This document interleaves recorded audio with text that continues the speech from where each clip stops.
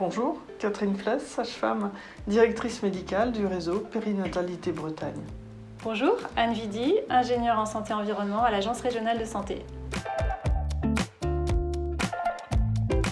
Ça fait à peu près 10 ans que l'ARS travaille avec le réseau Périnatalité sur les enjeux environnementaux, notamment sur le volet formation des professionnels. On a souhaité introduire un axe de promotion d'environnement favorable à la santé des jeunes enfants et des nourrissons. Je compléterai dans les maternités spécifiquement bretonnes.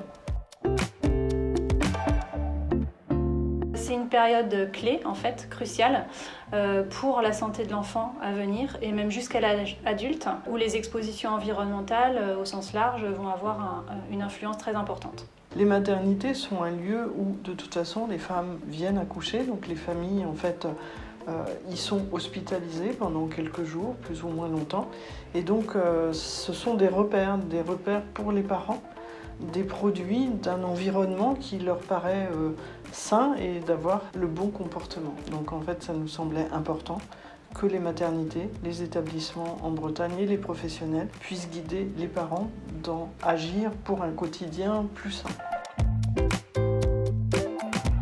C'est vrai que les parents sont réceptifs dans une certaine mesure, dans le sens où leur préoccupation première, c'est le bien-être de leur bébé et puis son développement, sa santé, la santé de la maman, mais celui de l'enfant. Effectivement, c'est une période très troublée, émotionnellement, physiquement, mais en fait, ils observent, ils sont acteurs. Ils font les soins de leur enfant, le bain, ils alimentent le bébé, et c'est là que, en fait, va se faire une sorte d'éducation en fait légitime et naturelle. Ils vont être plus enclins à reproduire en fait ce qu'ils auront observé dans la maternité en termes de bonnes pratiques et de comportement.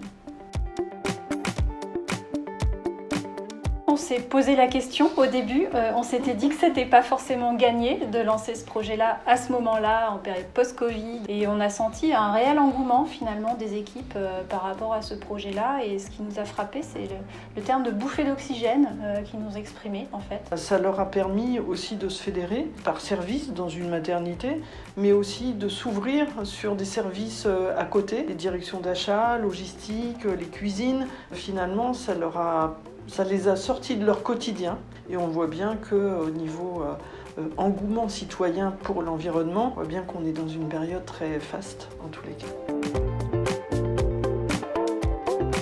Alors on avait un comité de pilotage du projet qui associait le réseau Périnatalité, l'ARS, mais aussi des représentants de maternité qui ont fait des points d'étape à différents moments du projet pour réorienter, ajuster en fonction des besoins qui étaient remontés aussi des établissements qui étaient accompagnés. Donc un projet qui s'est déroulé en 2 phases. Une première phase qui a été proposée à l'ensemble des établissements avec un parcours de sensibilisation sur 5 jours aux grands enjeux de santé environnementale. Et ensuite quelques établissements pilotes qui ont candidaté pour aller un petit peu plus loin, aller sur un accompagnement spécifique avec la réalisation d'un autodiagnostic, les aidant à mettre en place un plan d'action derrière. On s'est aussi appuyé sur une commission, un groupe de travail qui existait déjà au sein du réseau périnatal pour en fait créer ce COPIL et suivre en fait l'évolution du projet et toutes ses étapes et toutes ses phases.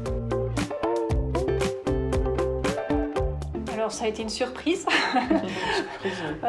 On avait dimensionné pour à peu près 4 ou 5 établissements et on a eu plus de candidatures que ce qui était attendu. Et là, le choix qui a été fait, ça a été de ne pas brider finalement les bonnes volontés d'engagement et puis d'adapter justement les modalités d'accompagnement à ce nombre inattendu de participants au projet. On a été surpris mais extrêmement satisfait. On s'est dit, eh bien on va dans le bon sens. On répond vraiment à un besoin, à des attentes des parents, parce que les professionnels aussi remontent en fait ces attentes du terrain.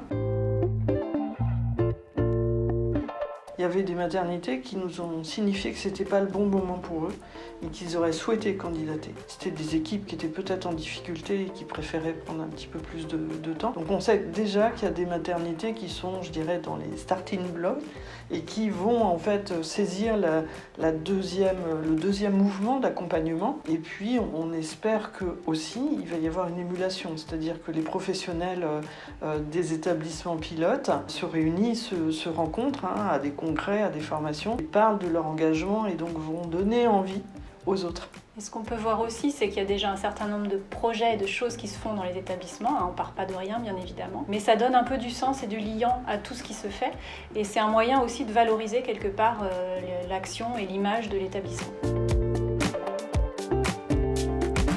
Effectivement, c'est quelque chose qu'on avait en tête depuis un moment, que ça puisse se concrétiser et valoriser justement cet engagement des établissements par une charte d'engagement en faveur de la santé environnementale dans les établissements de santé périnatale. Donc c'est quelque chose sur lequel il va falloir qu'on travaille en 2023, mais on identifie déjà plusieurs axes de travail possibles autour de la préservation de l'environnement, autour du bien-être des familles et des enfants et tous les volets éducation à la santé, le volet qualité de vie au travail aussi, auquel on ne pense pas forcément, mais on s'aperçoit que ce projet et prendre en compte la santé environnementale dans les pratiques, c'est aussi un vecteur d'amélioration de la qualité de vie au travail. Et puis plus globalement, on va dire l'engagement pour la santé environnementale de façon transversale au sein des établissements, dans le cadre des projets de services et des projets d'établissement, peut être aussi assez fédérateur.